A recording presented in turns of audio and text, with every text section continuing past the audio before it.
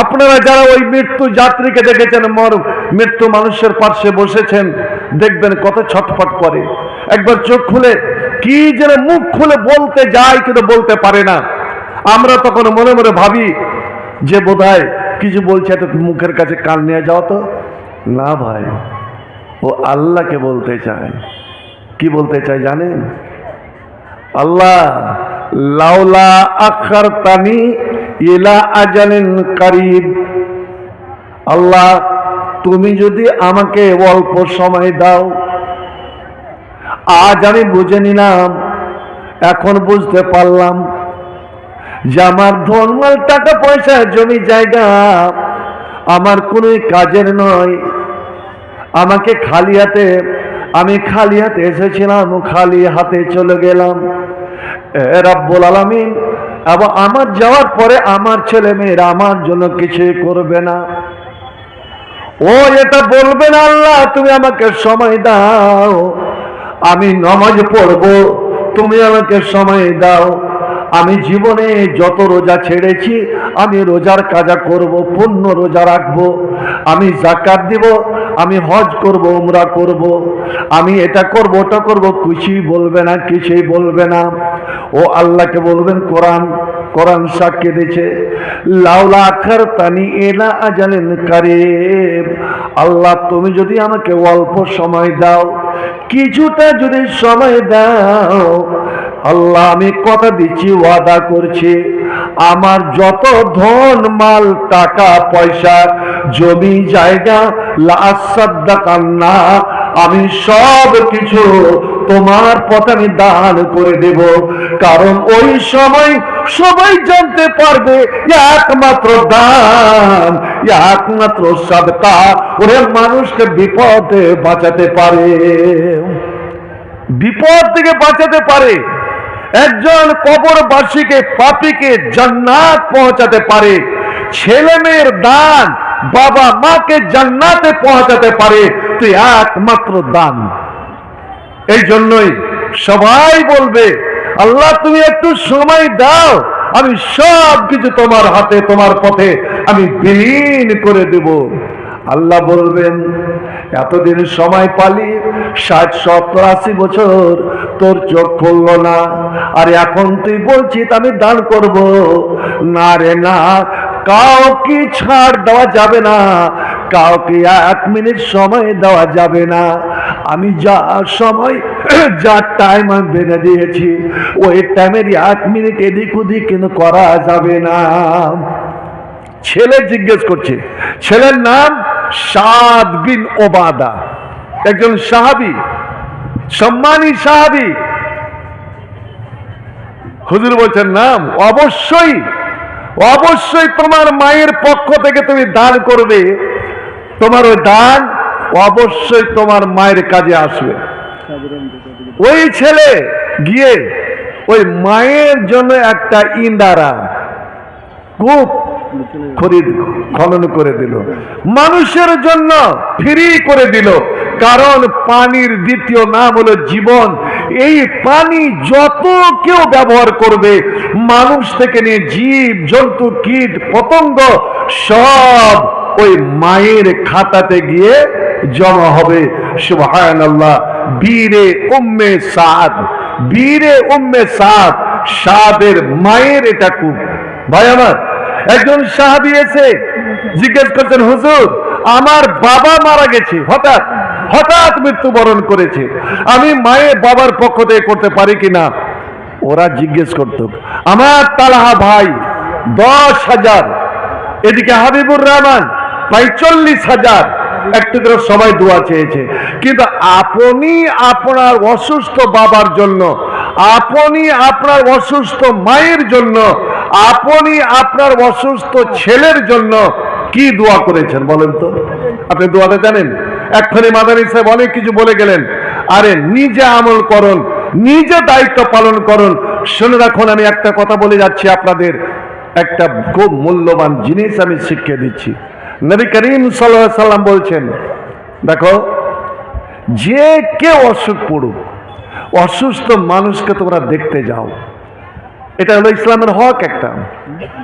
আর শোনো, তুমি যদি এমন একটা অসুস্থ মানুষকে দেখতে যাও, হোক সে তোমার বাবা, ওই অসুস্থ বাবার পার্শ্বে গিয়ে বসলে, অসুস্থ মায়ের পার্শ্বে গিয়ে বসলে, ওই অসুস্থ ভাইটার পার্শ্বে গিয়ে বসলে, অসুস্থ তোমার স্ত্রীটার পার্শ্বে বসলে, তোমার দাদা দাদি নানা নানি বা গ্রামের যে কেউ, সে যতই বড় অসুখ হোক না কেন, কিন্তু এমনই অসুখ যে লাম ইয়াহজুরহুল আজাল, নবী বলছেন, হাদিস আবু দাউদ, ওর কিন্তু এই অসুখে মরণ লেখা নাই, মরণ লেখা নাই, কষ্ট লেখা আছে, কষ্ট হবে কিন্তু মরণ লেখা নাই।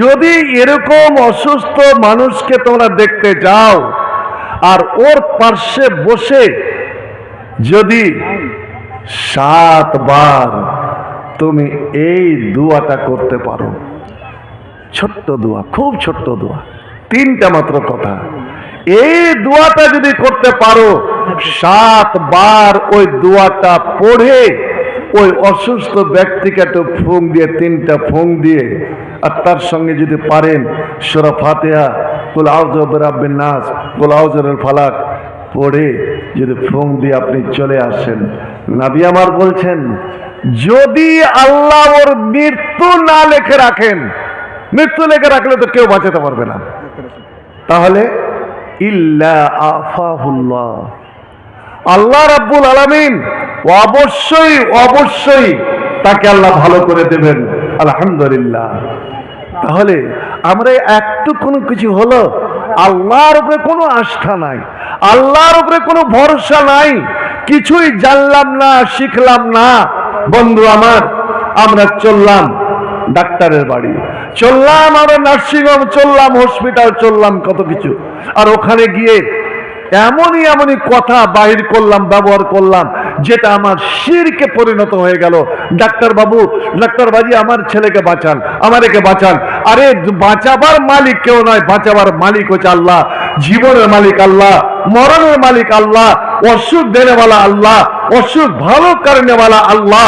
বন্ধু আমার, আজ এই মুসলমান এতটা ইমান বিক্রি করে দিয়েছে, এতটা বিকৃত মুসলমান, যে আমার মা বোন বেটির গে একটু ব্যথা হচ্ছে, ছেলে পিলে হওয়ার ব্যথা উঠছে, চল ছুটে হসপিটাল, নার্সিং হোম, আর এখানে ওখানে, আর ওরা পট করে বলে দিল যে এখানে হবে না, চলে যাও অমুক জায়গায়, রেফার করে দিল, আর ওখানে যাচ্ছে, কই সিজার ছাড়া হবে না, সিজার ছাড়া হবে না। এ মুসলমান, তুমি ডাক্তার একটু টিপে চেপে ধরে বলো তো যে কয়টা ডাক্তার দেখাও দেখি, কয়টা ডাক্তার নিজের স্ত্রীর সিজার করেছে? কোন ডাক্তার তার স্ত্রীদের সিজার করেনি। সব ডাক্তারই কি বাঁচা? ওরা নরমাল ছেলে করতে, ছেলে ভূমিষ্ঠ করাতে পারলো, আর আপনি আপনার ছেলে নরমাল হবে না? কে বললো হবে না? যেখানে কোরআন দীপ্ত কণ্ঠে ঘোষণা করছে, আল্লাহ রাব্বুল আলামিন স্বয়ং ঘোষণা করছেন যে দেখো, আমি মায়ের উদরে ছেলেকে জন্ম দিলাম, 3 অন্ধকারের মধ্যে আমি লালিত পালিত করলাম, স্তরে স্তরে ছেলেকে পূর্ণতা নিয়ে আসলাম। যেই দিন ছেলের পূর্ণ, যেই দিন তার চোখ ফুটে গেল, ওই ছেলে আর মায়ের পেট নামে কবরে আর থাকবে না, ও বের হওয়া দুনিয়াতে আসার চেষ্টা করবে, ও শক্তি দিবে, মায়ের শক্তি যোগাবে। আমি আল্লাহ ওই মুহূর্তে, আল্লাহ কোরআনে বলছেন, সুম্মা সাবিলা ইয়াসসারা, ছেলে কিভাবে বের হবে, কিভাবে দুনিয়ায় আসবে, আমি নিজে রাস্তা পরিষ্কার করে দিই, আসান করে দিই, সরল করে দিই, প্রশস্ত করে দিই। বন্ধু আমার, কোন গায়ে গরু, মহিষ, ছাগল, কুকুর, বিড়াল, শুকুর, কোন জানোয়ার, ওগুলো এত করে বাচ্চা দেয়, বছরে কয়েকবার করে দেয়, তাদের সিজার একটা হয়েছে? আর মানুষ আশরাফুল মাখলুকাত, ইজ্জতের কোনো দাম হয় না ওই সামান্য কয়টা টাকার জন্য। আজ যেমন আমার মা বোনেরা এই লক্ষ্মীর ভান্ডারে নিয়ে 1000 টাকাতে ইমান বিক্রি করেছে, আমার মতন আলেমেরা ইমামতির 3000 টাকায় তারা বিক্রি হয়েছে সরকারের কাছে। এই মুয়াজ্জিনরা 1500 টাকায় বিক্রি হয়েছে। আমাদের ইমানের দাম মাত্র 3000, 1500, 1000। তো ওই দোয়াটা অবশ্যই শিখে নেবেন। নবী বলছেন 7 বার পড়ো আর সুন্দর করে একটু তুমি ফুঁক দিয়ে চলে যাও। যদি আল্লাহ মরণ না লেখে রাখেন, অবশ্যই আল্লাহ রাব্বুল আলামিন তাকে শেফা দান করবেন। আমিন সুম্মা আমিন। হামিদাল মুসাল্লিন আম্মা বাদ, আউযু বিল্লাহি মিনাশ শাইতানির রাজীম, বিসমিল্লাহির রহমানির রহিম। قل إن كنتم تحبون الله فاتبعوني يحببكم الله ويغفر لكم ذنوبكم والله غفور رحيم يا أيها الذين آمنوا كونوا أنصار الله كما قال عيسى ابن مريم للحواريين من أنصاري إلى الله وقال يا أيها الذين آمنوا إن تنصروا الله ينصركم ويثبت أقدامكم। আরব মরুর বুকে রাসূল নামের ফুল ফুটেছে, আরব মরুর বুকে রাসূল নামের ফুল ফুটেছে। সেই ফুলের সুবাসে মন পাগল হয়েছে। আমার রাসূল এসেছে, ভবে শান্তি এসেছে। মোর নবী এসেছে, ভবে শান্তি এসেছে। আরব মরুর বুকে রাসূল নামের ফুল ফুটেছে। সেই ফুলের সুবাসে মন পাগল হয়েছে। আমার রাসূল এসেছে, ভবে শান্তি এসেছে। মোর নবী এসেছে, ভবে শান্তি এসেছে। প্রিয়ারা নবী আমার, তুমি দিনের জ্যোতি, আল্লাহর হাবিব কামলিওয়ালা, তুমি হীরামতি।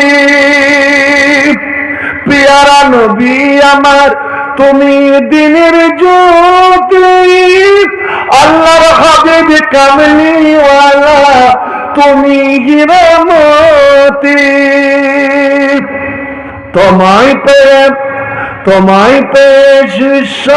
বিশ্বজাহান, তোমায় পেয়ে বিশ্বজাহান ধন্য হয়েছে। আমার রাসূল এসেছে, ভবে শান্তি এসেছে। আমার নবী এসেছে, ভবে শান্তি এসেছে। আরব মরুর বুকে রাসূল নামের ফুল পাগল হয়েছে।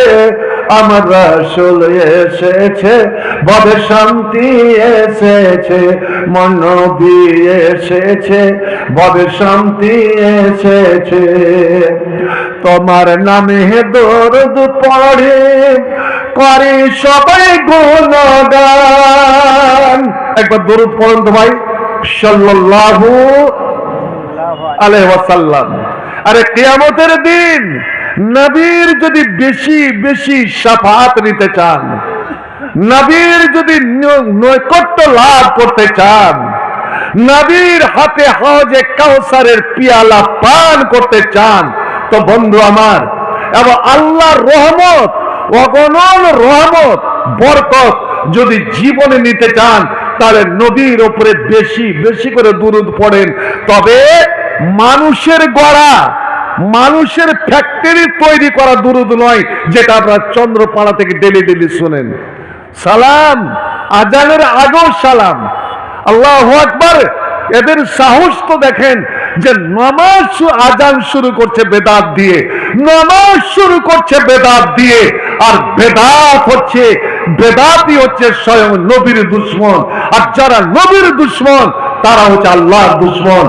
আজানের আগে বিসমিল্লাহ বলা যাবে না, সালাম তো দূরে যাক, আজানের আগে বিসমিল্লাহ পড়া যাবে না। যে বিসমিল্লাহর এত শক্তি, এত বরকত, কিন্তু আল্লাহু আকবার, আল্লাহ নামের এতই পাওয়ার যে ওখানে বিসমিল্লাহ বলা যাবে না। ভাই আমার, ওই দুরূদ পড়ুন যেই দুরূদ আল্লাহ এবং আল্লাহ রসুলের ফ্যাক্টরি থেকে, আরশ এবং মদিনার ফ্যাক্টরি থেকে তৈরি হয়েছে, একবার পরন্ত সাল্লাল্লাহু আলাইহি ওয়াসাল্লাম। আরে নবীর উপরে এমন একটি দোয়া নবী বলেছেন, এই দোয়াটি যারা দিনে 5 বার পড়বে, এই দোয়াটি যারা দিনে 5 বার পড়বে, ওরা সরাসরি আমার সাহায্য করবে। এখানে কথা বলিস না, ওরা সরাসরি আমার সাহায্য করবে। আর দুনিয়াতে যারা আমার সাহায্য করলো, হাল্লাতুল শাফাতি আমার কিয়ামতে, এরে জানিপুরের রামপুর, বাগাপাড়া, জালালপুর, গোয়ালপাড়া, এতটা এলাকার মুমিন মুসলমানেরা, আমি তোমাদের ওই নেতা নেত্রী নই, এসআইআর হতে দেব না। আর দেখুন না, আমি ওয়াকফকে সমর্থন করব না।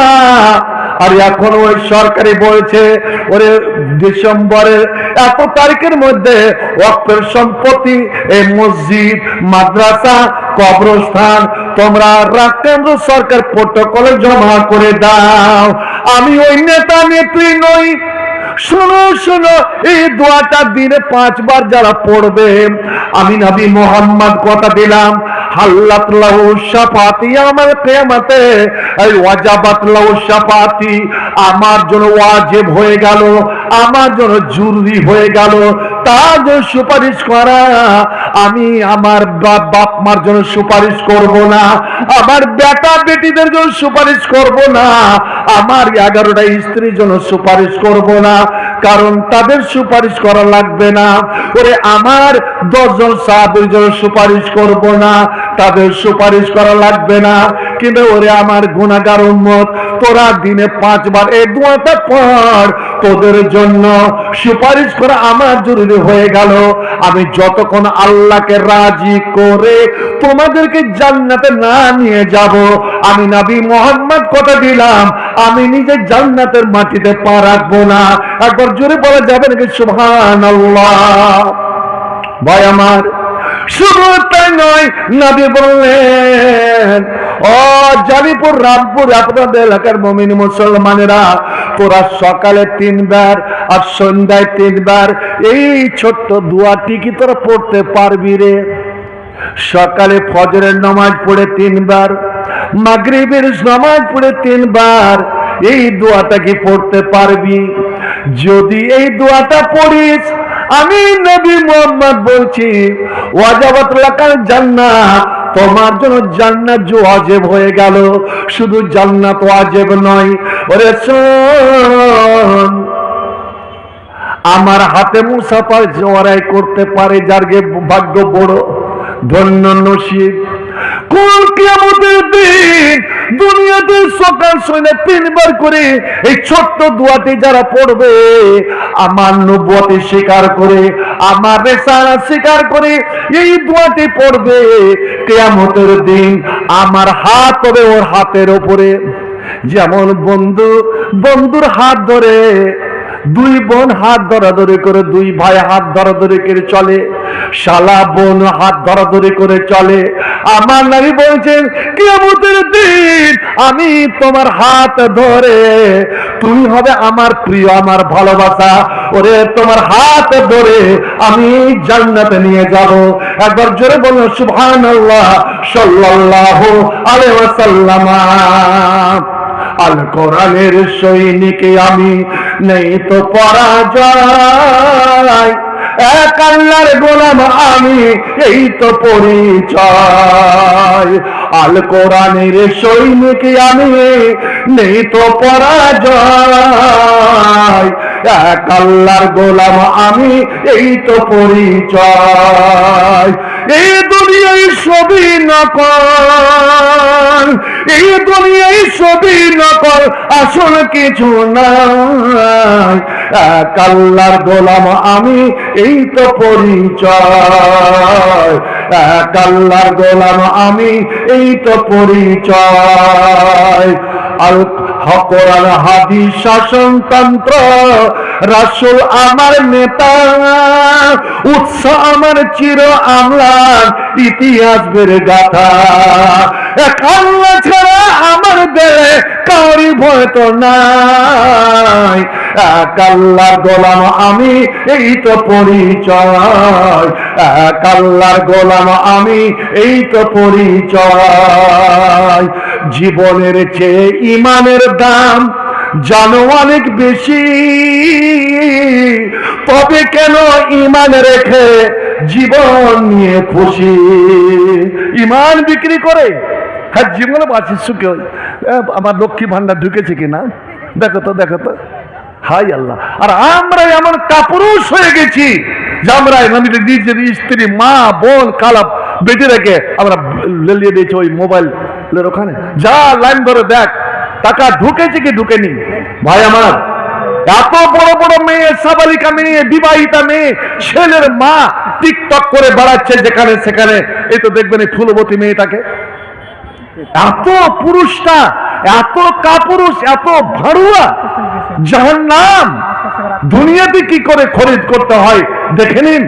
যারা নিজের স্ত্রী, মা, বোন, বেটিদেরকে এরকম বেহাইয়া ছেড়ে দেয়, তাদের জন্য জাহান্নাম।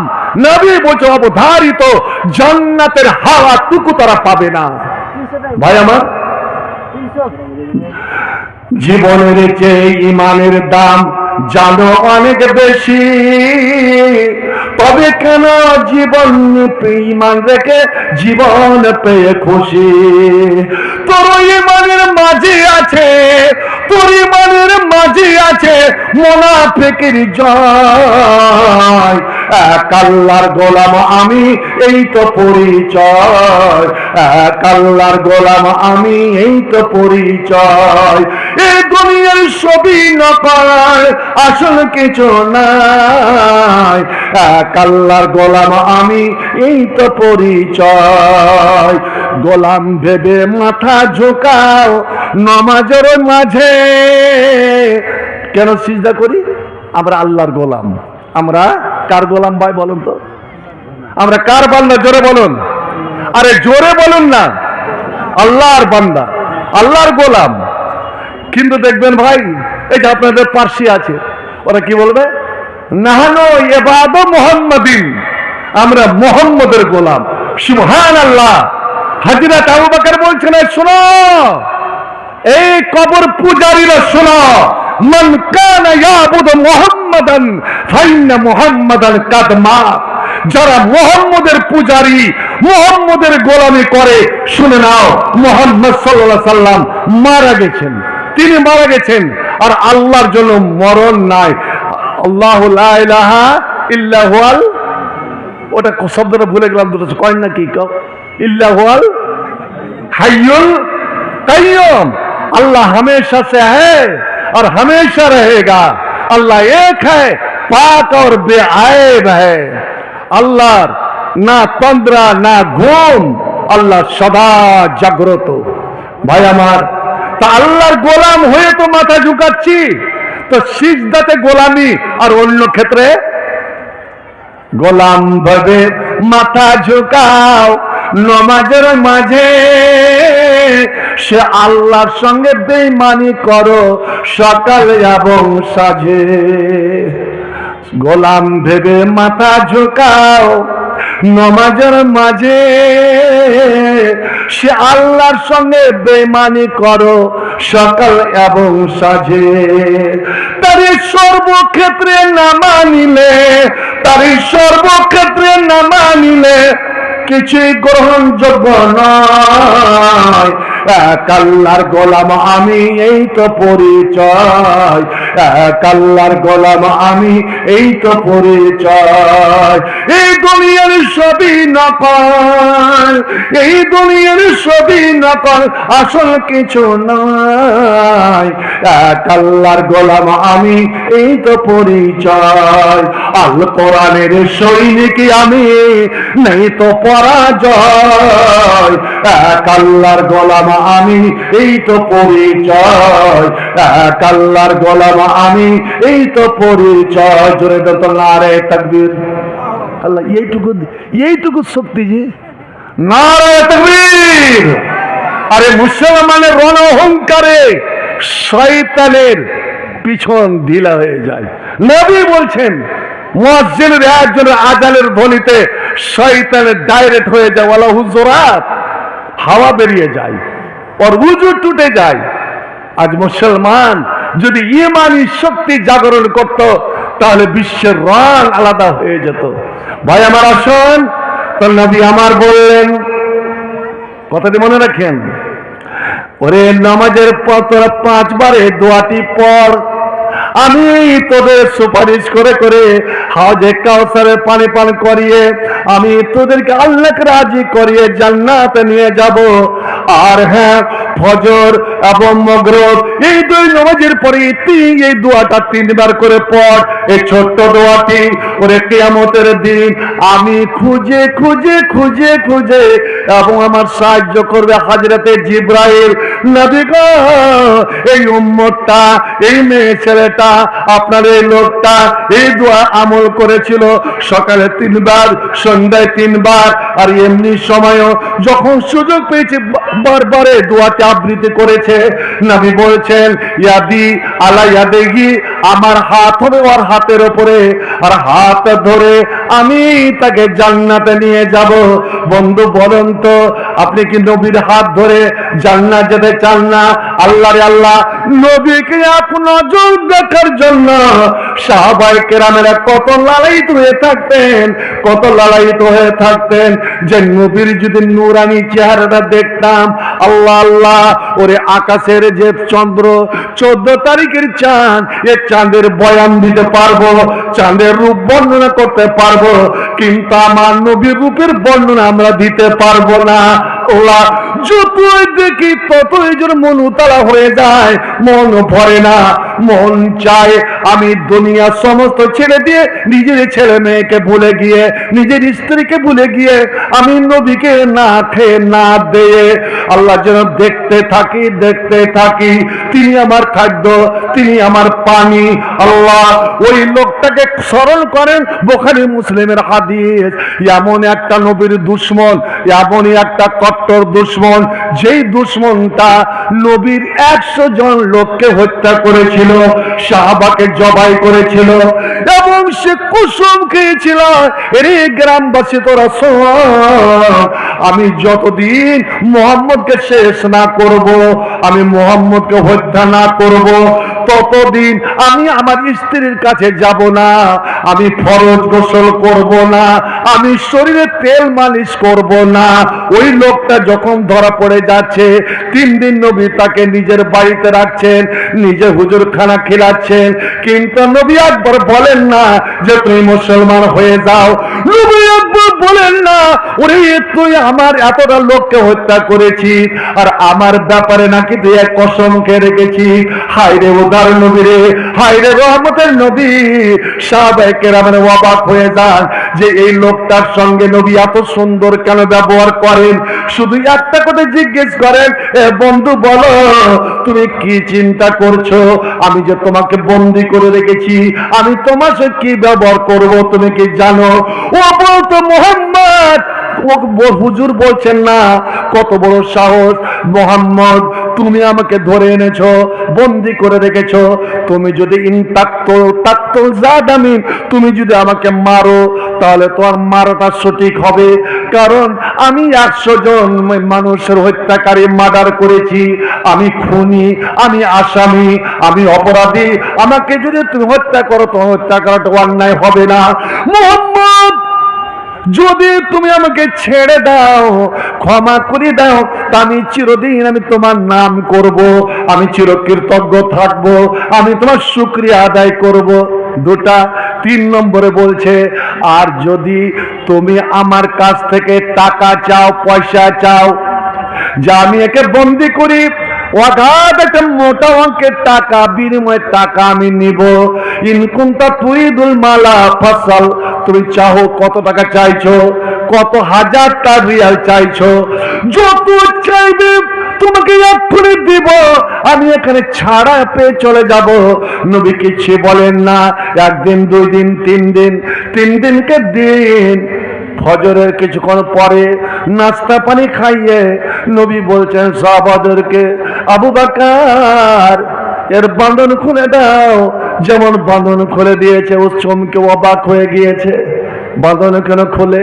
নবী বলছেন, সোমা রে, তোমার সঙ্গে যদি কোনো অন্যায় ব্যবহার করে থাকে আমার ছেলেরা, তুমি বোন সেটা নিও না, ক্ষমা করে দিও।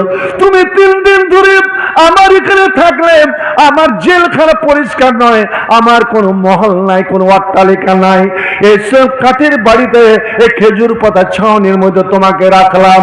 খাওয়াতে দাওয়াতে কোনো যদি ভুল হয়, কষ্ট পেয়ে থাকো, তুমি কিছু মনে নিবে না, যাও আমি তোমাকে মুক্ত করে দিলাম, আমি তোমাকে ছেড়ে দিলাম। একবার বলা যাবে নাকি সুবহানাল্লাহ? সাহাবারা বলছেন, ইয়া রাসূলুল্লাহ, এত বড় দুশমনকে এই জেল খাটা আসামিকে কেন আপনি ছেড়ে দিচ্ছেন? আপনি কি বদলা নেবেন না? নবী বলছেন, না না না, আমি ছেড়ে দিচ্ছি, যাও তুমি, যাও তুমি চিরমুক্ত। ও কিন্তু বিশ্বাস করতে পারছে না যে মোহাম্মদ ধোঁকা দিতে পারে। আসলে মসজিদের মধ্যে আমাকে হত্যা করবে না, খুন করবে না, গেটের বাইরে লোক নিযুক্ত করে রেখেছে। আমি যখন বাইরে বের হব তখনই আমার উপরে হাস্যার কোপ পড়বে, তলোয়ারের কোপ পড়বে। নবী বুঝে নিয়ে বলছে, সোমামা, ওরে আমি মুহাম্মদ রাসূলুল্লাহ, আমি 2 রকমের কাজ করতে পারি না রে। আমি তোমাকে মুক্ত করে দিলাম, যা তোমার এখান থেকে তোমার বাড়ি পর্যন্ত, তোমার বাড়ি পর্যন্ত তুমি যাবে। তোমার আমি না মুহাম্মদ বলছি, তোমার একটা চুল বেঁকা কেউ করবে না, তোমার দিকে একটু চোখ উঠিয়ে কেউ তাকাবে না। যাও, তোমাকে আমি ক্ষমা করে দিলাম, মাফ করে দিলাম। ও চিন্তা ভাবনা পড়ে গেল, গুটি গুটি পায়ে মসজিদের গেটে বের হয়েছে। এদিকে সাহাবারা নবীকে ঘিরে ধরেছে, ইয়া রাসূলুল্লাহ, এত বড় দুশমনকে কেন আপনি ছেড়ে দিলেন? নবী আমার হেন মুচকি হেসে বলছেন, ওরে তোমরা ওকে বন্দি করে এনেছিলে, ওকে তোমরা কায়েদ করে এনেছিলে, কিন্তু আমি ওর চেহারা দেখে আমি দেখতে পাচ্ছি ও নিজে আমার হাতে ধরা দিবে, ও নিজে ফিরে আসবে, বাড়ি যাবে না, ও ফিরে আসবে এবং আমার হাতে ও অবশ্যই ধরা দিবে। লোকেরা অবাক, ইয়া রাসূলুল্লাহ, জেল থেকে কেউ যদি ছাড়া পায় ওকে ফিরে জেলখানাতে যাবে না? না না। নবী বলছে, তোমরা বসো, অপেক্ষা করো, ও ধরা দেয় কি দেয় না। এবার ও বাইরে গিয়ে ও মনে মনে চিন্তা করছে, আয় আল্লাহ, এই মুহাম্মদের ব্যাপারে কতকে শুনেছিলাম, আমার লোক আমার কান ভাঙাল ছিল কতকে, যে মুহাম্মদ খুনি, মুহাম্মদ বড় জালেম, মুহাম্মদ এই, কিন্তু আমি সমস্ত উল্টা পেলাম। উড়িয়ে নিজেকে ধিক্কার দিয়ে বলছে, তুই যে একটা জ্ঞানী মানুষ রে, এর আগে কেন তুই দেখা করিসনি, আর কেন তার কলেমা পড়ে মুসলমান হোসনি? বন্ধু আমার, ওখানে ছিল পুকুর, এখন কিন্তু পুকুরটা নাই, মদিনা মসজিদের সামনে খেজুর দিয়ে ঘাড়া, খেজুরের গাছ দিয়ে ঘাড়া। ও কাপড় চোপড় রাখলো, সুন্দর করে গোসল করলো, স্নান করলো, পরিষ্কার হলো, নতুন জামা কাপড় পুঁটলিতে বাঁধা ছিল পরলো। নবী বসে আছেন, সাহাবারা কেন ওঠে আলোচনা করছে। এমন সময় ওই লোকটা মসজিদের গেটে পা। বন্ধু তখনও মুসলমান হয়নি, ওতে মসজিদে যাওয়ার সে দোয়াটা জানে না। কথা প্রসঙ্গে একটা কথা বেরিয়ে গেল, যারা হজ উমরা করেছেন, হেরেম শরীফ পার হয়ে 15 মিনিট লাগবে, যখন কাবা ঘরের দিকে যাবেন গেটের দিকে তাকাবেন, যারা যাবেন আল্লাহ যদি তৌফিক দেয়, ওখানে কি লেখা আছে, কি দোয়াটা? মসজিদে ঢুকার একটা দোয়া বলেন তো ভাই।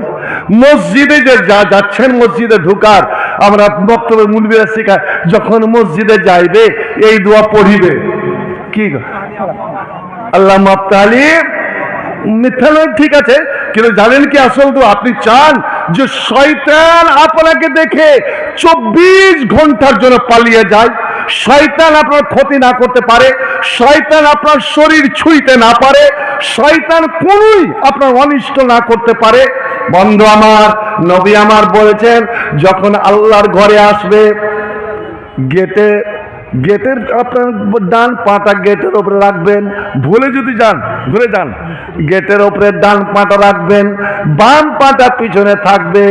তারপরে দোয়াটা পড়েন, আমার সঙ্গে বলুন তো, আল্লাহ আউযু বিল্লাহিল আযীম, পড়ুন না, আউযু বিল্লাহিল আযীম ওয়া বিওয়াজহিল কারীম ওয়া সুলতানিল কাদীম মিনাশ শাইতানির রাজীম আল্লাহুম্মা আফতাহ লি আবওয়াবা রাহমাতিকা।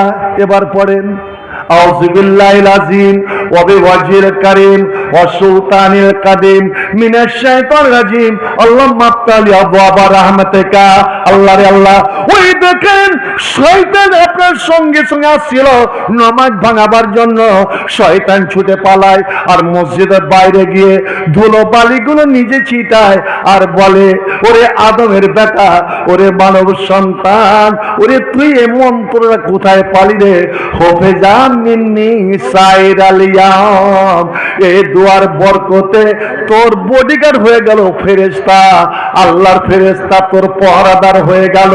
আর আমি শয়তান, ওরে আমার চক্রান্ত থেকে, আমার দশা থেকে, আমার খারাপি থেকে তুই পূর্ণ নিরাপত্তা পেয়ে গেলে রে, আমি তোর কোনো ক্ষতি করতে পারবো না।